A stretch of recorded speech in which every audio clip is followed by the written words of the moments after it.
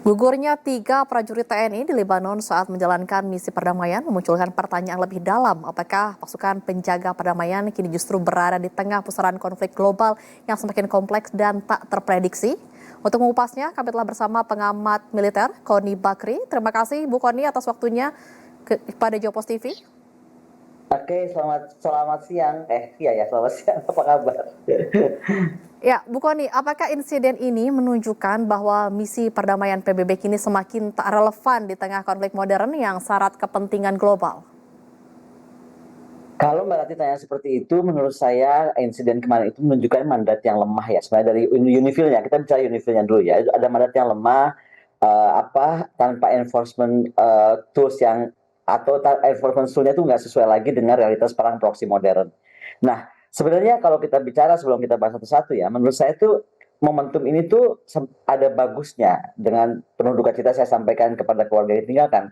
Tapi bagusnya untuk Indonesia, kita jadinya bisa mendorong Dewan Keamanan PBB untuk merubah mandat UNIFIL atau peacekeeping PBB secara keseluruhan, nggak cuma UNIFIL, bagaimana menjadi lebih adaptif, bagaimana menjadi lebih teknologi driven, bagaimana menjadi accountable gitu, sehingga ke depan tidak akan ada lagi korban-korban peacekeeper yang gugur sia-sia di dalam sistem perdamaian yang rapuh gitu.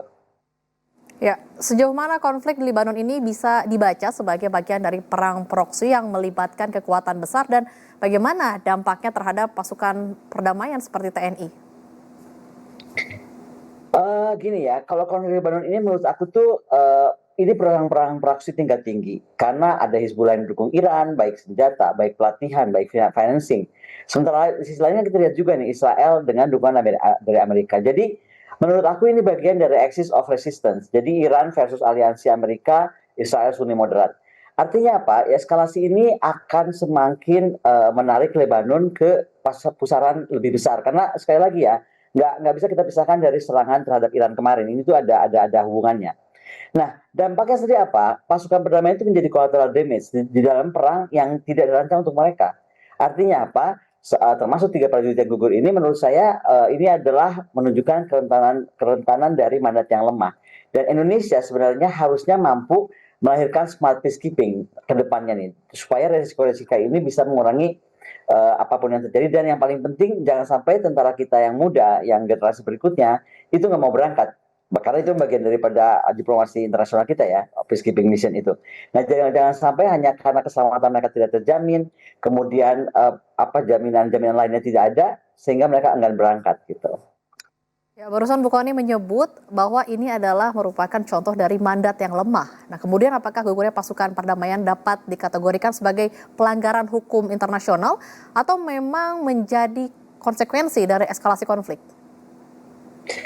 Gini, dia tuh melemah karena mandat UNIFIL-nya nih. Kalau saya bahas lemah, saya lagi bahas mandat UNIFIL-nya. Dia itu kan klasik banget ya Mbak ya, bersifat chapter 4. Jadi hanya persetujuan pihak yang terkait, lalu light the arm, jadi nggak boleh dipersenjatai berat, lalu self defense gitu kan. Sehingga gerakannya itu sangat terbatas gitu kan. Ketika berhadapan dengan militer negara maju atau aktor non negara yang sudah advance gitu kan. Seperti apapun yang mereka hadapi sekarang. Nah, artinya Hizbullah misalnya itu kita bisa lihat ternyata mungkin dia lebih advance daripada si peacekeepers, sehingga peacekeepernya yang dikirim tidak disiapkan untuk bertarung atau melerai pihak-pihak yang sudah harus didamaikan gitu lah. Nah, ini menurut saya keterbatasannya adalah struktural. Yang bisa membereskan ini adalah Dewan Keamanan PBB. Bagaimana misalnya mandat-mandat itu diperkuat ya kan?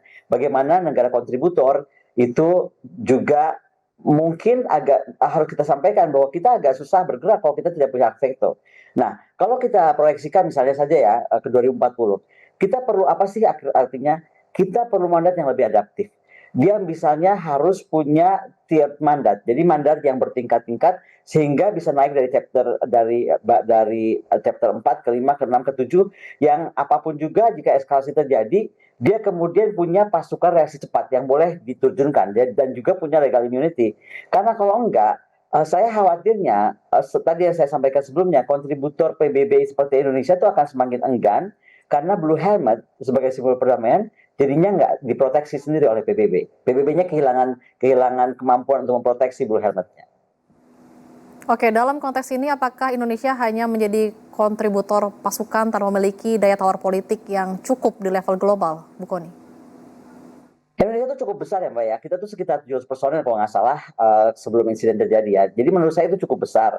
Apalagi kalau kita mau betul-betul terjun ke BOP dengan pasukan yang sampai 50.000 ya, dari 8.000 sampai 50.000. Ini nggak main-main gitu loh.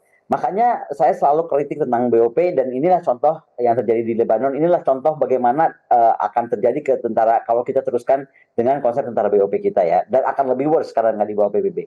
Nah, artinya apa? Kita tuh nggak punya daya tawar politik atau kontribusi yang proporsional gitu loh.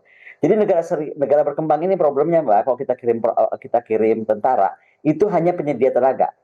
Sepertinya cuma support penyedia tenaga atau penyedia prajurit. Sementara keputusan-keputusan strategis itu dibuatnya oleh the P5 atau Permanent Five, which is Dewan Keamanan. Nah ini jadi agak sulit buat kita. Padahal, saya harus underline, Indonesia itu punya kekuatan. Indonesia itu punya kekuatan yang bisa ditawarkan agar kita bisa punya hak lebih. Misalnya saja, kita punya modal populasi yang besar. Kita mempunyai modal posisi strategis, kita punya modal tradisi bebas aktif. Nah, kembali makanya kita harus keluar dari BOP ya, karena ini akan pengaruh juga terhadap tentara-tentara peacekeeping kita di PBB. Kalau dengan bebas aktif kita bisa pertahankan, kita punya nilai bebas aktif itu adalah nilai tawar. Nah, kalau Indonesia bisa naik kelas dari tentara penyedia menjadi true kontributor, ini akan menjadi satu hal yang penting karena kemudian kita bisa mendorong reformasi PBB terjadi nih apakah melalui ASEAN, apakah melalui Forum Global South. Misalnya bagaimana usulannya, bagaimana kita mereform peacekeeping agar lebih adil untuk financing. Ini kan juga menjadi masalah tentang financing peacekeeping. Kemudian juga bagaimana meningkatkan voice Indonesia di Dewan Keamanan. Itu menjadi hal penting yang harus kita bahas. Ya, dengan adanya tragedi ini, perlukah Indonesia mulai lebih selektif dalam menerima penugasan misi perdamaian, terutama di wilayah dengan eskalasi tinggi dan kepentingan global besar, Bu Kony? Gini, harus selektif, intinya gini, selektif itu apa sih maknanya selektif? Menurut saya makna selektif itu harus kita mampu menerapkan risk assessment yang ketat. Sekarang ini apakah kita punya risk assessment yang ketat? Saya rasa enggak ya, karena kalau punya kita nggak kehilangan 3 prajurit kita yang terbaik tadi. Ya apa sih risk assessment yang ketat? Jaminan keselamatan. Dan bagaimana apa sih alignment dengan segala kepentingan nasional kita. Jadi jangan sampai kita kirim truk juga tapi tidak align to our national interest. Itu menjadi isu. Nah, di era ke depan, harapan saya setelah, saya tadi kalau nggak salah baca berita ya, MPR sudah mendorong kita menarik semua pasukan kita kan, kalau nggak salah. Nah, kalau memang betul disarankan untuk tarik total sampai ada perbaikan, maka di era AI ini bagaimana konflik hibrid, selektifnya fokus pada misi yang punya mandat kuat, teknologi pendukung, dan punya juga exit strategi yang jelas gitu. Ini maaf nih saya terdistraksi, saya matiin sebentar ya. Telepon masuk. Ya, silakan Bu Kony. Udah. Oke. Kemudian apakah dengan kejadian ini seharusnya menjadi momentum bagi Indonesia untuk mendorong reformasi sistem misi perdamaian PBB? Ya, sangat banget, sangat Pak. Itu banyak yang mesti direview, paling tidak 3 ya. Kalau menurut saya Indonesia tuh punya PR yang mesti direview. Satu, bagaimana review mendalam UNIFIL Resolusi 1701. Karena mandat UNIFIL dan itu tadi yang saya sampaikan di depan ya, sudah sangat ketinggalan zaman lah kalau boleh dibilang ketinggalan zaman dengan tantangan perang sekarang.